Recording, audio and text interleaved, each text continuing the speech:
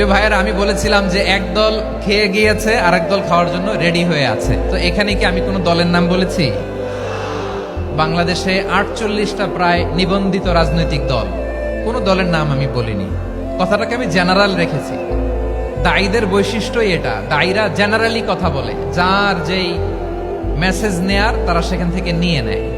তো কোনো দল এটা নিয়ে কোনো কথা বলল না। আপনারা এটাকে নিজের গায়ে যে মাখালেন, এটা ঠিক হয়নি। আমি বলবো যে এটা খুবই অনভিপ্রেত হয়েছে। কোনো দলকে টার্গেট করে বা কোনো দলের পক্ষে আমরা কখনো কথা বলি না। আমরা কোরআনের পক্ষে কথা বলি, ইসলামের পক্ষে কথা বলি, ঠিক কিনা বলেন? সো একটা জেনারেল কথাকে যদি আমার রাজনীতিবিদ বন্ধুরা নিজেদের গায়ে মাখেন, ক্ষুব্ধ প্রতিক্রিয়া জানান, এতে করে সাধারণ জনগণের কাছে একটা নেগেটিভ মেসেজ যাবে ওনাদের ব্যাপারে।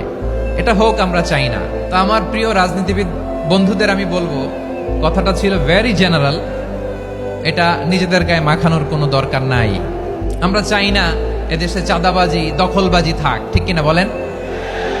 এদেশে কোনো দুর্নীতি থাক, টেন্ডারবাজি থাক, এগুলো আমরা চাই। এবং আমরা দেখেছি ক্ষমতার পালাবদল যখন হয়, এক সরকার যায় আরেক সরকার আসে, তখন দুর্নীতির ফিরিস্তি আমরা জানতে পারি, এর আগে জানতে পারি না। প্রতিটা দলের ভেতরেই আমরা এই বাজে চর্চাটা দেখেছি। সো এখন আমাদেরকে শুধরে নেয়ার সময় এসেছে। এটা এই সুন্দর সময়, নতুন প্রভাতের বাংলাদেশ, নতুন ভোরের বাংলাদেশ, এই সময় আমরা কাদা ছোড়াছুরি যেন না করি।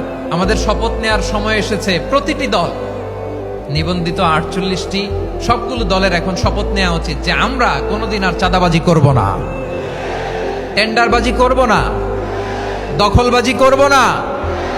আমরা সব সময় দেশের পক্ষে থাকব।